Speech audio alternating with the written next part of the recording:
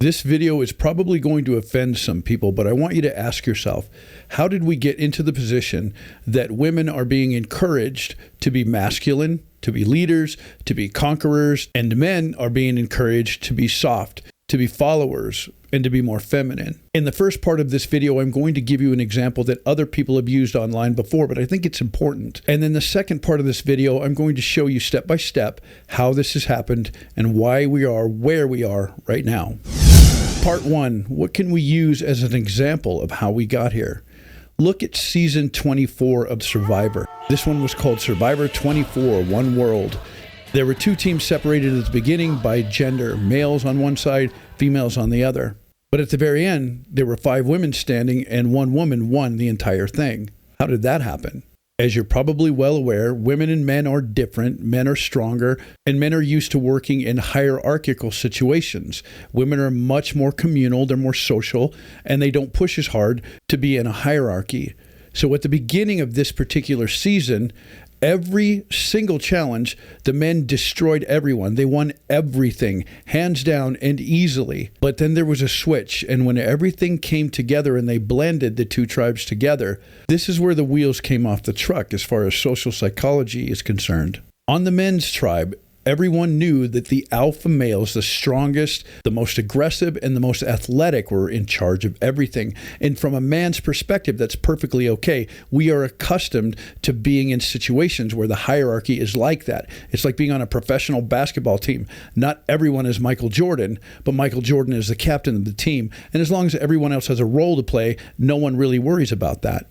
The women use this to their advantage, because they grabbed hold of what we would call the beta males. These are the low status men. These were the ones that weren't leading anything. They were the worker bees. And the women got with them as the tribes were combined, and they began having conversations. And they were saying things like, we know that we can't beat you guys in challenges, but think about this, men. When we all get voted off, who do you think is going to be next? And of course, that's going to be the beta males, the weaker males, which got them thinking. And the women offered to come into community with them, to make a social pact with them, that they would stick together and they would work to get the males out that were so alpha and so in charge. And to sweeten the pot, they damseled a little bit, which means they need to be rescued. They made the men feel as though they could rescue them and make them feel better and feel more secure. And men fall for this kind of stuff all the time. In addition to this, there was some light flirting that was going on, where some of the women went to some of the weaker men and were intimating that as soon as we get all the big, strong guys out, we will all be able to spend a lot more time together. And wouldn't it be more fun to have people really close to you like the girls rather than these big alpha guys? And that's all it took. So the men that were weaker made an alliance with the women, and they systematically voted out all of the alpha males, all the chads, all the men that were strong leaders. And then guess what happened? The ladies systematically picked off every single one of the men, one by one, because they were no longer valuable and they no longer had use for them.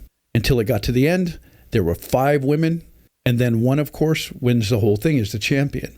If you take that and apply it to today, this will explain how we got where we are.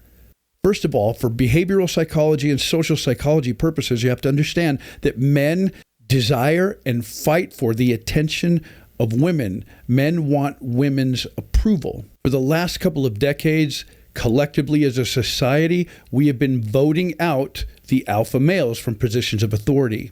And this has become possible because many women have successfully forged alliances with low status men. And just like on Survivor, most of this has been done through manipulating emotion and framing anything that comes out of men as leadership as toxic, and framing anything that comes out of women as leadership as something to be encouraged. So as you probably are aware, most of the traits of traditional masculinity have been rebranded as toxic masculinity.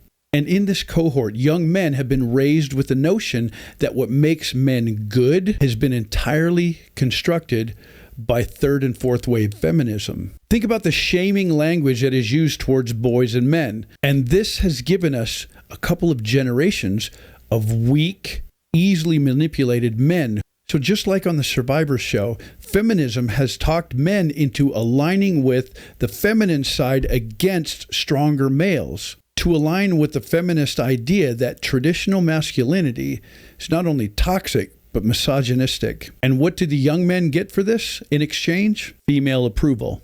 And this is a need that is so deep in the DNA of most men that they're willing to forgo even their own idea of what their self-worth is.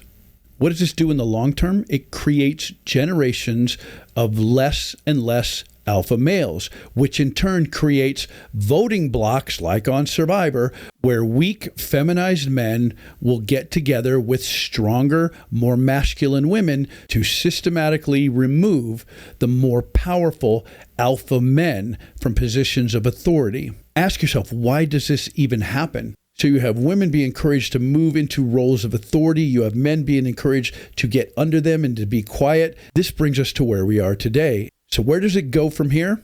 Here's what I would say. Take the movie and fast forward it a little bit. Watch what happens in the next 5 to 10 years. Having weak men in the positions of authority in large companies is not the final play. When they are no longer useful and they no longer serve a purpose, what you will see is women that are driven, women that have been told to be masculine, women that have been told to be the boss babe will move their way into those positions until even the beta males are cast aside because they're no longer useful and they no longer have value. So have you seen these sorts of things happening in the last 2 decades? If so, throw it in the comment section.